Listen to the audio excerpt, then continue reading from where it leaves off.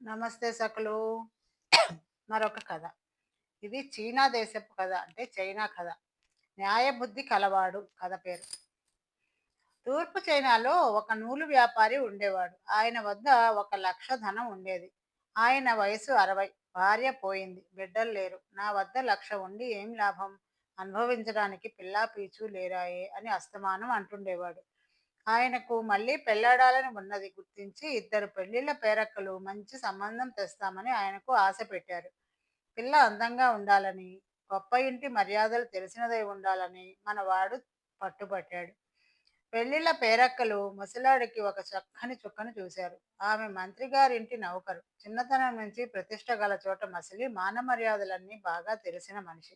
చాలా అందగత్తె. ఆమెతో పెళ్లిళ్ళ పేరక్కలు, నీ కాబోయే భర్త లక్షాధికారి, 40 ఏళ్లవాడు, స్వభావం కూడా మంచిది అని చెప్పారు. పెళ్లి అయి కాపురానికి వచ్చాకనే ఆ పిల్ల తన భర్తను చూసి ఆయన ముసలివాడని తెలుసుకుని విచారపడింది. కానీ చేసేదేమీ లేక ఊరుకున్నది. ఒకనాడు ముసలాడు వ్యాపారం మీద పొరుగురు వెళ్ళాడు. ఆ సాయంకాలం దాసీది తన యజమానురాలితో, అమ్మా, మనం అలా బయటికి వెళ్ళి వద్దామా? ఎక్కడికి కదలకుండా ఇంట్లో కూర్చుంటే ఏం పొద్దుపోతుంది అంది. ముసలాడి భార్య సరేనని మంచి దుస్తులు వేసుకుని తన దాసీదాంతో ఇంటి బయటికి అడుగుపెట్టింది. ఇంటికి ఇంటికి పక్కనే ముసలాడి దుకాణం ఉంది. అందులో నూలు, కుంకుమ ఉంటాయి. ఆ దుకాణంలో ఇద్దరు గుమాస్తాలు ఉంటారు. వారిలో ఒకడు 50 ఏళ్ల వయసువాడు. రెండోవాడు చిన్నవాడు, బ్రహ్మచారి. ఇద్దరు గుమాస్తాలు తమ యజమానురాలిని చూడగానే లేచి నిలబడి నమ్రతగా తలలు వంచారు. ఆమె వారిద్దరినీ నవ్వుతూ పలకరించి, మీరు ఎంతకాలంగా పనిచేస్తున్నారు? మీకు అన్నీ సుఖంగా జరిగిపోతున్నాయా అని అడిగింది. ఇద్దరూ కూడా తమకేమీ లోటు లేదని జవాబు చెప్పారు. ఆమె మళ్ళీ ఇంటిలోకి వెళ్ళి కొంత డబ్బు తెచ్చి పెద్ద గుమాస్తా చేతిలోనూ, చిన్న గుమాస్తా చేతిలోనూ కూడా పెట్టింది. తరువాత ఆమె కాసేపు వీధిలో నిలబడి ఇంట్లోకి పోయింది. యజమానురాలు ఇద్దరు గుమాస్తాలకు బహుమానులు ఇవ్వడంలో కొంత పక్షపాతం చూపింది. ఆమె పెద్ద గుమాస్తాకు 10 వెండి నాణేలనిచ్చి చిన్నవాడికి 10 బంగారు నాణేలు ఇచ్చింది. ఈ తేడాను వారు గ్రహించలేదు. చిన్న గుమాస్తా చాంగ్ మాత్రం తనకు ముట్టిన బహుమతికి చాలా ఆనందించాడు. నూలు దుకాణానికి రాత్రల్లా కాపలా ఉండాలి. ఒక రాత్రి పెద్ద గుమాస్తా దుకాణంలో పడుకుంటే రెండవ రాత్రి చిన్న గుమాస్తా పడుకునేవాడు. చిన్న గుమాస్తా చాంగ్ దుకాణానికి కాపలా పడుకున్న రాత్రి ఎవరో తలుపు తట్టిన చప్పుడైంది. చాంగ్ ఎవరు వారు అని కేక పెడితే యజమానురాలి దాసి తలుపు తీయి అన్నది. చాంగ్ తలుపు తీసి, ఈ వేళప్పుడు నీకేం పని అన్నాడు. నేను నా పని మీద రాలేదు, అమ్మగారు పంపారు అన్నది దాసి. నాకిచ్చిన 10 బంగారు కాసులు తిరిగి పట్టుకురమ్మన్నారా ఏమిటి అని చాంగ్ అడిగాడు. అదేం లేదు, నీకు మరికొన్ని బహుమానాలు పంపారు అంటూ దాసీది తన వీపు నుంచి ఒక మూట దింపింది. ఆ మూటలో కొన్ని కొత్త బట్టలు ఉన్నాయి. ఇవి నీకు మీ అమ్మకును అన్నట్టు అసలు వస్తువులు మరిచాను అని ఆమె ఒక వెండి ముద్ద, 1.5 వీస బరువు కలది తన చేతి కొంగులో నుంచి తీసి చాంగుకిచ్చి వెళ్ళిపోయింది. ఈ బహుమతులు చూసి చాంగ్ నిర్ఘాంతపోయాడు. అతనికి ఆ రాత్రి మరి నిద్ర పట్టలేదు. తెల్లవారగానే అతను దుకాణం తెరిచి పెద్ద గుమాస్తా రాగానే దుకాణం ఆయనకు అప్పగించి ఇంటికి వెళ్ళాడు. అతను తెచ్చిన బట్టలు, వెండి ముద్ద చూసి చాంగ్ తల్లి, ఎక్కడివిరా ఇవన్నీ అని అడిగింది. చాంగ్ జరిగిన సంగతి ఇంకా చెప్పాడు. మీ యజమానురాలి ఉద్దేశం ఏమిటి? ఎందుకిలా నీకు బంగారము, వెండి, బట్టలు ఇస్తోంది? మీ నాయన పోయాక నాకు నువ్వు తప్ప ఇంకెవరూ లేరు బాబు. నువ్వు మాత్రం ఇక ఆ ఇంటికి వెళ్ళకు, నీకు పుణ్యం ఉంటుంది అంది. చాంగ్ తల్లి చెప్పిన దానికి ఏనాడూ విరుద్ధంగా చేసి ఎరగడు. అతను పనిలోకి వెళ్ళడం మానేశాడు. తన చిన్న గుమాస్తా పనిలోనికి రాకపోవడం చూసి యజమాని మనిషిని పంపాడు. మా వాడికి శైత్యభారం చేసి సుస్థిగా ఉన్నది, కొంచెం నింపాదిగా ఉంటే వస్తాడు అని చాంగ్ తల్లి ఆ మనిషితో చెప్పింది.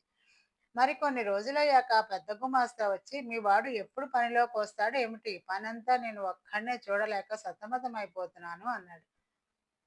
ఆయనతో చాంగ్ తల్లి, మా వాడికి జబ్బు ఎక్కువైంది అన్నది. మరి 4, 5 సార్లు యజమాని మనుషులు వచ్చి చాంగ్ పనిలోకి రావడం గురించి అడిగారు. ప్రతిసారి చాంగ్ తల్లి మా వాడికి జబ్బుగా ఉంది అని సమాధానం చెప్పింది. తర్వాత మనుషులు రావడం మానేశారు. ఇంకొక మనిషిని పెట్టుకుని ఉంటారని ఆవిడ అనుకున్నది. ఒక నెల గడిచింది.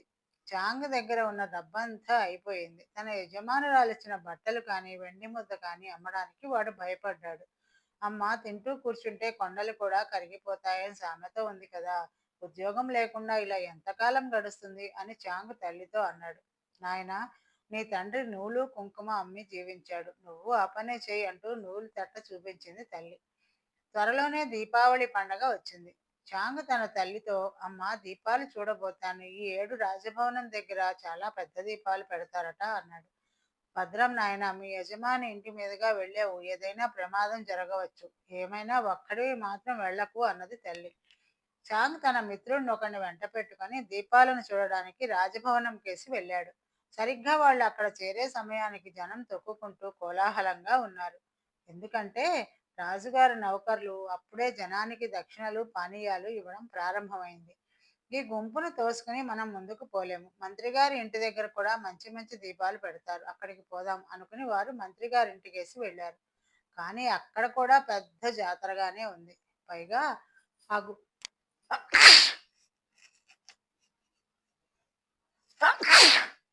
సారీ అక్కడ కూడా పెద్ద జాతరగానే ఉంది. పైగా ఆ గుంపులో చాంగు వెంట ఉన్న కుర్రవాడు కాస్త ఎటో కనపడకుండా పోయాడు. చాంగుకు తన పాత యజమాని ఇల్లు గుర్తొచ్చింది. దీపాల పండగ నాడు ముసలాడు రకరకాల టపాసులు కాలుస్తాడు.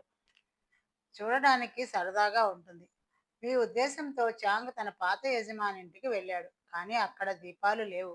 ఇల్లు మూసి ఉన్నది. ఇంట్లో ఎవరూ లేరు. ద్వారానికి ఒక పత్రం అంటించి ఉన్నది. చాంగ్ దగ్గరికి వెళ్ళి చదివితే ఆ ఇల్లు జప్తయిందని, ఇంటి యజమానిని ఖైదు చేశారని తెలిసింది.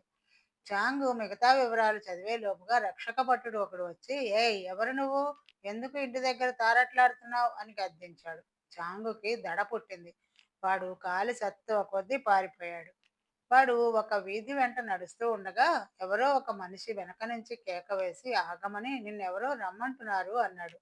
ఆ మనిషి ఒక పూటకోటి ఇంటి నౌకర్ని చాంగ్ గుర్తించాడు. తన మిత్రుడు అక్కడికి చేరాడు కాబోలు. పలహారానికి పిలుస్తున్నాడు అనుకుని చాంగ్ ఆ నౌకరు వెంట వెళ్ళాడు. తీరా వెళ్ళాక వాడికి తన పాత యజమానురాలు కనిపించింది. మీరా ఇక్కడ ఉన్నారేమిటి అని చాంగ్ ఆమెను అడిగాడు. నా భర్త పూట వెండి నాణేలు తయారు చేసినందుకు ఆయనను పట్టుకుపోయి ఆస్తి అంతా జప్తు చేశారు. నేను దిక్కులేని దాన్ని అయ్యాను. నన్ను మీ ఇంట్లో కొద్ది కాలం ఉండనిస్తావా అని చాంగుతో అన్నదామె. అది సాధ్యమయ్యే పని కాదు. మా అమ్మ ఇలాంటివి ఏమాత్రమూ సహించదు. లేనిపోని అపవాదులు మా పైన వచ్చి పడతాయి అన్నాడు చాంగ్.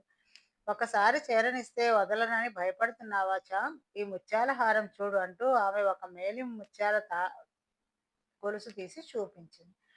అందులో 108 అపురూపమైన ముత్యాలున్నాయి. వాటిని చూసి చాంగ్ ఆశ్చర్యంతో నోరు తెరిచాడు. నన్ను మీ ఇంట ఉండనిచ్చావంటే మీకేమీ నష్టం ఉండదు. ఒక్కొక్క ముత్యమే అమ్మి ఆ డబ్బుతో మీరు నేను కూడా కాలక్షేపం చేయవచ్చు. నా బరువు మీకేమీ ఉండదు అన్నది పాత యజమానురాలు. నీకు నిజంగా మా ఇంటికి రావాలనుంటే మా అమ్మ అంగీకరించాలి. ఆవిడను అడిగి వస్తాను అన్నాడు చాంగ్. ఆమె చాంగ్ వెంట అతని ఇంటి దాకా వెళ్ళి బయట నిలబడింది. చాంగ్ లోపలికి వెళ్ళి తన పాత యజమానురాలు విషాదగాథ తల్లితో చెప్పాడు. అలాగట్రా నాయనా, పాపం ఆమె ఇప్పుడు ఎక్కడుంది అన్నది తల్లి. బయటనే ఉన్నారు అన్నాడు చాంగ్. లోపలికి రమ్మను అన్నది తల్లి. పాత యజమానురాలు లోపలికి వచ్చి, నాకు తోడు నీడ ఎవరూ లేరు. అందుచేత మీ పాలబడ్డాను. నన్ను ఇక్కడ ఉండనివ్వండి అన్నది. కొద్ది రోజుల పాటు అలాగే ఉండమ్మా. మరేం లేదు. మేము పేదవాళ్ళం. ఈ ఇల్లు నీ బోటి వాళ్లకు తగినది కాదు. అదే మా భయం. మీ బంధువులు ఎవరైనా ఉంటే తర్వాత అక్కడికి వెళ్ళవచ్చు అన్నది చాంగ్ తల్లి. పాత యజమానురాలు తన ముత్యాల దండ తీసి, ముత్యాలు ఒక్కొక్కటే అమ్మి మీరు నూలు వ్యాపారం చేసుకోవచ్చు అన్నది. తర్వాత చాంగ్ నూలు వ్యాపారం సాగించాడు. అది వరకు అతని యజమాని వద్ద నూలు కొనేవారంతా ఇప్పుడు చాంగ్ వద్ద కొనడం చేత వ్యాపారం బాగా సాగింది. ఈ సమయంలో పాత యజమానురాలు అతన్ని ఆకర్షించడానికి ఎన్నో ప్రయత్నాలు చేసింది. అయితే చాంగ్ ఆమెను తన తల్లిలాగే చూశాడు. ఇంతలో వసంతోత్సవం వచ్చింది. ఆనాడు చాంగ్ సంబరం చూసి ఇంటికి తిరిగి వస్తూ ఉండగా అతనికి తలవని తలంపుగా పాత యజమాని కనిపించాడు. ఆయన వాలకము దుస్తులు చూస్తే చాంగుకి గుండె కరిగిపోయింది. బాబు, మీకు ఇలాంటి దుస్థితి ఎలా సంభవించింది అని చాంగ్ ముసలివాడిని అడిగాడు. నేనసలు దాన్ని పెళ్లాడడం పెద్ద పొరపాటైంది. అది ఏం చేసిందో తెలుసా? మంత్రిగారింటి నుంచి ఒక ముత్యాల హారం కాజేసింది. ఒకనాడు మంత్రిగారి మనుషులు వచ్చి ఇల్లంతా సోదా చేసి ముత్యాల హారం ఎక్కడని నన్ను అడిగారు. నాకు తెలియదన్నాను. వాళ్ళు నన్ను చావ చితక్కొట్టి జైల్లో వేశారు. అదృష్టవశాత్తు నా భార్య ఉరిపోసుకుని చచ్చిపోయింది. అది దొంగ అని తేలిపోయింది కానీ ఆ ముత్యాల హారం మటుకు కనిపించలేదు అన్నాడు పాత యజమాని. చాంగుకి మాటలు అయోమయంగా తోచాయి. ఆ ముత్యాల హారము ఆ మనిషి తన ఇంట ఉండగా ఆయన ఉరిపోసుకున్నదంటాడేమిటి?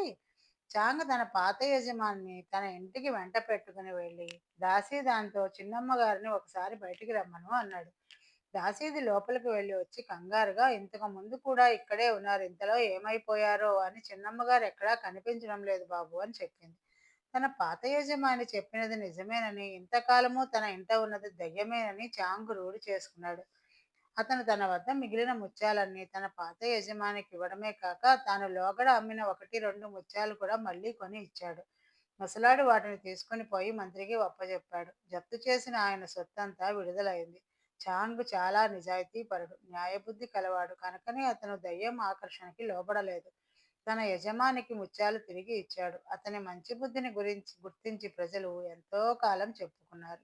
ఈ రోజుకి కథ సమాప్తం సకులు. మరొక కథతో రేపు కలుద్దాం. నమస్తే.